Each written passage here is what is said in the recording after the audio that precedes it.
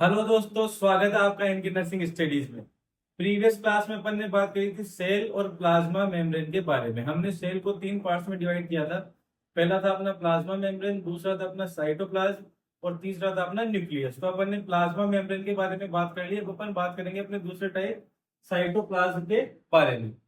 तो साइटोप्लाज्म के बारे में मैंने आपको बताया था पहले कि साइटोप्लाज्म के अंदर दो कंपोनेंट होते हैं। ये दो कंपोनेंट से मिलकर बना होता है साइटोप्लाज्म। कौन कौन से होते हैं दो कंपोनेंट अपने? एक तो होता है अपना साइटोसोल और दूसरा अपना होता है सेल ऑर्गेनल। ठीक है, तो अपन साइटोसोल की बात करें तो साइटोसोल एक वाटरी फ्लूइड पोर्शन होता है अपने साइटोप्लाज्म का। ये साइटोसोल और सेल ऑर्गेनल मिलकर अपना क्या बनाते हैं? साइटोप्लाज्म। ठीक है, तो जो साइटोप्लाज्म है ये क्या होता है? वाटरी फ्लूइड पोर्शन होता है। इसके अंदर 75 to 90% क्या होता है? अपना वाटर होता है। उसके अलावा अपने जो आयंस होते हैं, जैसे अपने सोडियम, पोटेशियम, कैल्शियम एक्सेट्रा, जो भी आयंस होते हैं वो होते हैं अपना ग्लूकोज। इसके अंदर अपने को देखने को मिलता है protein molecules, amino acids, lipids, ATP जो अपनी एनर्जी का जो फॉर्म है एटीपी, वो इसमें देखने को मिलता है। और जो सेल का जो वेस्ट प्रोडक्ट है, जो उसको एक्सक्रीट आउट करना है किसके थ्रू? प्लाज्मा मेम्ब्रेन के थ्रू, वो भी वेसिकल्स के रूप में अपने को अपने साइटोसोल के अंदर ही देखने को मिलेगा। ठीक है, साइटोसोल की अपन ने बात कर ली। उसके बाद अपन बात करते हैं अपने सेल ऑर्गेनल्स की। तो अब अपने सेल ऑर्गेनल्स की अपन बात करें तो ये इनकी एक स्पेशलाइज शेप होती है और इनका एक स्पेशलाइज फंक्शन होता है उस शेप के अकॉर्डिंग, और अपने फंक्शन के अकॉर्डिंग इनकी शेप होती है। ठीक है, यही अपन ने इसके अंदर लिख भी रखा है। Organelles are specialized structure and characteristic shape with specific function. ठीक है, एक स्पेशल स्ट्रक्चर होती है किसके अकॉर्डिंग? इसके फंक्शन के अकॉर्डिंग। और एक कैरेक्टरिस्टिक शेप होती है, जो इनकी शेप होती है वो एक कैरेक्टरिस्टिक शेप होती है। जो उनके कैरेक्टर्स होते हैं उनके अकॉर्डिंग इनकी शेप अपने को देखने को मिलती है। ठीक है, और इनका क्या काम होता है? अपनी जो बॉडी है तो अपने सेलुलर लेवल के ऊपर और अपने ऑर्गेनिज्मिक लेवल के ऊपर जो अपने ऑर्गेनल्स हैं ये क्या करते हैं? अपने बॉडी के होम्योस्टेसिस को मेंटेन करके रखते हैं, अपनी बॉडी को बैलेंस करके रखते हैं। ये कुछ ऐसे प्रोडक्ट्स ये अपने बनाते हैं, कुछ एंजाइम्स बनाते हैं, कुछ हॉर्मोन्स बनाते हैं। उनसे क्या होता है? जो अपनी सेलुलर लेवल पर और अपने ऑर्गेनिज्मिक लेवल पर काम में आते हैं। ठीक है, तो अपन अपने ऑर्गेनल्स की बात करें तो various type of cell organelles अपनी सेल के अंदर अपने को देखने को मिलते हैं। कौन कौन से टाइप के सेल ऑर्गेनल अपने को देखने को मिलते हैं? तो अपन बात करें राइबोसोम, जो अपनी प्रोटीन सिंथेसिस के अंदर काम करता है। ये एंडोप्लाज्मिक रेटिकुलम हो गई अपनी, गोल्गी कॉम्प्लेक्स हो गया अपना, लाइसोसोम, पेरोक्सिसोम, प्रोटियोसोम। ये प्रोटियोसोम अभी नया ही खोजा गया और ऑर्गेनल अपने करंट में। नेक्स्ट अपन बात करें अपनी माइटोकॉन्ड्रिया होता है, सेंट्रोसोम होता है अपना, साइटोस्केलेटन होता है अपना, सीलिया एंड फ्लैजिला होता है। ये सब सेल ऑर्गेनल्स अपने होते हैं। इनके बारे में अपन एक एक सेल ऑर्गेनल के बारे में डिटेल में बात करेंगे। तो आइए अपन सबसे पहले देखते हैं अपना सबसे पहला सेल ऑर्गेनल, राइबोसोम। राइबोसोम अपना जो होता है वो सबसे इंपॉर्टेंट सेल ऑर्गेनल होता है। क्यों? क्योंकि ये अपने जो जो भी लिविंग ऑर्गेनिज्म है उसके अंदर प्रोटीन सिंथेसिस का काम कौन कौन करता है? अपना राइबोसोम करता है। अपन बात करें तो अपन लिखा भी है राइबोसोम और essential cellular organelle responsible for protein synthesis in all living organism. जो भी लिविंग ऑर्गेनिज्म है उनके अंदर प्रोटीन सिंथेसिस का काम कौन करता है? अपना राइबोसोम करता है। चाहे वो ह्यूमन हो, चाहे कोई भी एनिमल हो, चाहे कोई बैक्टीरिया हो, तो उसके अंदर अगर राइबोसोम अगर प्रेजेंट है तो प्रोटीन सिंथेसिस का काम राइबोसोम का ही उसके अंदर होता है। ठीक है, और अपन राइबोसोम की स्ट्रक्चर की बात करें तो राइबोसोम अपना दो सब यूनिट से मिलकर बना होता है। एक तो होती है अपनी स्मॉल सब यूनिट और एक होती है अपनी लार्ज सब यूनिट। ठीक है, स्मॉल सब यूनिट और लार्ज सब यूनिट से मिलकर अपना राइबोसोम बना होता है। तो अपनी स्मॉल सब यूनिट की साइज तो होती है 40s और लार्ज सब यूनिट की साइज अपनी होती है 60s। दोनों मिलकर अपने यूकेरियोट के राइबोसोम का फॉर्मेशन करते हैं जिसकी साइज क्या होती है 80s। 80s से क्या है? ये कौन सा मेजरमेंट है? ये आपके दिमाग में तो सवाल खटक रहा होगा। तो ये जो 80s है तो इसके अंदर ये जो एस है, ये एस है अपना स्वेडबर्ग यूनिट। एस क्या है? अपनी स्वेडबर्ग यूनिट। स्वेडबर्ग यूनिट क्या है?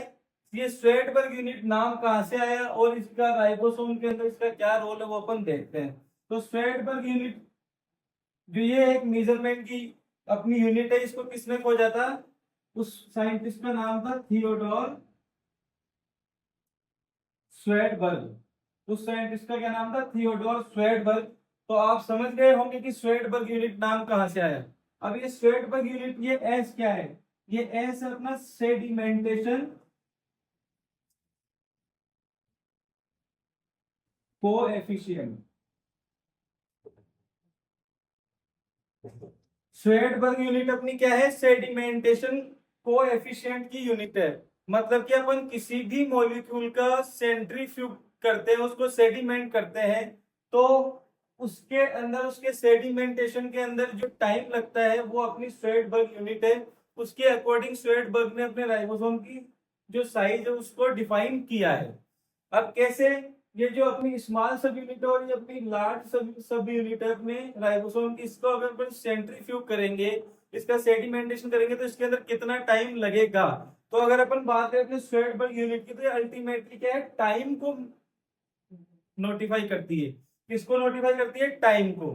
किसके अंदर टाइम लगेगा? सेंट्रीफ्यूगेशन के अंदर। सेंट्रीफ्यूगेशन आप समझ गए होंगे, कोई भी जो अपना पदार्थ होता है उसको अपन सेंट्रीफ्यूग करते हैं, उसका सेडिमेंटेशन करते हैं, तो उसके अंदर कितना टाइम लगता है, तो उसके जो अणु, जो मॉलिक्यूल्स होते हैं, वो कितनी देर के अंदर सेंट्रीफ्यूग हो जाते हैं, कितनी देर के अंदर तल के अंदर बैठ जाते हैं। फर्क नहीं है कि तल के अंदर, आपने ये कई 12th के अंदर ये सब एक्सपेरिमेंट देखे होंगे लैब के अंदर, तो सेंट्रीफ्यूगेशन आप समझते होंगे। उसके अकॉर्डिंग अब ये टाइम जो है, ये सेंट्रीफ्यूगेशन का टाइम किस पे डिपेंड करता है? जो भी अपने मॉलिक्यूल्स हैं उनकी साइज के ऊपर और उनके मास के ऊपर, मतलब उनकी वेट के ऊपर ये सेंट्रीफ्यूगेशन डिपेंड करता है। मतलब अल्टीमेटली जो अपना स्वेडबर्ग यूनिट है वो किसको मेजर करती है? टाइम को। और टाइम सेंट्रीफ्यूगेशन का किसके ऊपर डिपेंड करता है? तो किसी भी मॉलिक्यूल की साइज के ऊपर या उसकी शेप के ऊपर डिपेंड करता है। इसलिए जो अपना राइबोसोमल आरएनए है, वो सॉरी जो अपना राइबोसोम है, इसकी साइज होती है 80s। और ये अपने यूकेरियोट्स के अंदर देखने को मिलता है। जो अपने प्रोकैरियोटिक का जो राइबोसोम होता है उसकी साइज होती है अपनी 70s। 70s किसकी होती है? प्रोकैरियोट्स के राइबोसोम की साइज होती है। अब ये 70s और 80s में काहे का फर्क है? इसके अंदर फर्क है डेंसिटी का। जो अपना यूकेरियोट का राइबोसोम है ये मोर डेंस होता है किसकी तुलना में? प्रोकैरियोट के राइबोसोम की तुलना में। इसलिए जो राइबोसोम होता है यूकेरियोट का, इसकी साइज होती है 80s, ठीक है। और इसकी एक स्मॉल सब यूनिट की साइज होती है 40s, लार्ज सब यूनिट की साइज होती है 60s। और जो अपना प्रोकैरियोट का राइबोसोम होता है उसकी स्मॉल सब यूनिट की साइज होती है 30s और लार्ज सब यूनिट की साइज होती है 50s। अब ये सब यूनिट्स किससे मिलकर बनी होती है ये अपन देखते हैं। ईच सब unit composed of ribosomal RNA and protein. जो अपनी ये जो राइबोसोम की दोनों सब यूनिट है, ये अपने राइबोसोमल आरएनए और राइबोसोमल प्रोटीन से मिलकर बनी होती है। बनी तो होती है, लेकिन ये बनती कहाँ है? ये बनती है अपने न्यूक्लियस के अंदर। न्यूक्लियोलस पाया जाता है उसके अंदर। अपना जो केंद्रक है, अपनी जो कोशिका का केंद्रक है, उसके अंदर अपनी न्यूक्लियोलस केंद्रिका पाई जाती है। वहां पर किसका फॉर्मेशन होता है? अपने राइबोसोम का फॉर्मेशन होता है, ठीक है। तो कुछ राइबोसोम अब ये अपनी सेल के अंदर पाए कहाँ पे जाते हैं? तो अपन बात करें, कुछ राइबोसोम तो अपने को मिलते हैं अपने न्यूक्लियस की वॉल पर और एंडोप्लाज्मिक रेटिकुलम, जो न्यूक्लियस की वॉल से जुड़ी हुई होती है। जो न्यूक्लियस की वॉल से एंडोप्लाज्मिक रेटिकुलम अटैच होती है, उसकी सरफेस के ऊपर अपने को राइबोसोम देखने को मिलता है, ठीक है। और कुछ अपने जो साइटोसोल है उसके अंदर फ्रीली मूव करते हैं, ठीक है। तो अपने राइबोसोम कहाँ कहाँ पाए पाए जाते हैं? Some ribosome are attached to the surface of nucleus and endoplasmic reticulum. जो अपना न्यूक्लियस है और जो अपनी एंडोप्लाज्मिक रेटिकुलम है उसकी सरफेस के ऊपर देखने को मिलेंगे। और कुछ अपने साइटोसोल के अंदर फ्रीली मूव करेंगे, ठीक है। Ribosome are also located in mitochondria. कुछ राइबोसोम माइटोकॉन्ड्रिया के अंदर भी लोकेटेड होते हैं, ठीक है। अब आगे अपन बात करें फंक्शंस की। तो ribosome associated with endoplasmic reticulum synthesize protein for insertion in the plasma membrane और सीक्रेट फ्रॉम सेल। जो राइबोसोम अपनी एंडोप्लाज्मिक रेटिकुलम और न्यूक्लियस के ऊपर जुड़ा हुआ होता है, न्यूक्लियस के ऊपर प्रेजेंट होता है, न्यूक्लियर वॉल के ऊपर अटैच होता है, वो राइबोसोम जिस प्रोटीन का सिंथेसिस करता है वो प्रोटीन अपने कहाँ पे काम में आती है? वो आती है अपनी प्लाज्मा मेम्ब्रेन के अंदर। जो प्रोटीन्स होती है वो कहाँ से बनती है, अपने जो एंडोप्लाज्मिक रेटिकुलम और न्यूक्लियस के ऊपर जो राइबोसोम होता है वो फॉर्मेशन करता है। तो अल्टीमेटली वो जो प्रोटीन्स है वो अपनी कहाँ पे काम आती है, अपनी प्लाज्मा मेम्ब्रेन के अंदर। और सीक्रेट फ्रॉम सेल, जो सेल बाहर की तरफ एक्स्ट्रा सेलुलर स्पेस के अंदर जो प्रोटीन सीक्रेट करती है, वो भी प्रोटीन कौन बनाता है, अपना जो अपना राइबोसोम एंडोप्लाज्मिक रेटिकुलम और न्यूक्लियस के ऊपर प्रेजेंट होता है, वो वाला राइबोसोम बनाता है। ठीक है। और जो फ्री राइबोसोम जिस प्रोटीन का सिंथेसिस करता है, वो प्रोटीन अपने साइटोसोल के अंदर ही रहता है, और जो अपने साइटोसोल के अंदर जो बाकी ऑर्गेनल्स होते हैं उनके अंदर काम में लिया जाता है। ठीक है। तो अपने वो सेल के इंट्रासेल्यूलर लेवल के ऊपर वो काम आता है, कौन सा, जो फ्री राइबोसोम्स जो जिस प्रोटीन का सिंथेसिस करते हैं वो। और जो माइटोकॉन्ड्रिया के अंदर जो राइबोसोम होता है वो अपने माइटोकॉन्ड्रियल प्रोटीन का फॉर्मेशन करता है, मतलब वो अपने माइटोकॉन्ड्रिया के लिए ही प्रोटीन का फॉर्मेशन करता है। ठीक है। तो जो अपनी माइटोकॉन्ड्रियल राइबोसोम है ये अपना प्रोकैरियोट टाइप का होता है। ठीक है। कौन से टाइप का, प्रोकैरियोटिक टाइप। ठीक है। साइज कितनी होगी इसकी, अगर ये प्रोकैरियोटिक टाइप है तो साइज होगी इसकी 70s।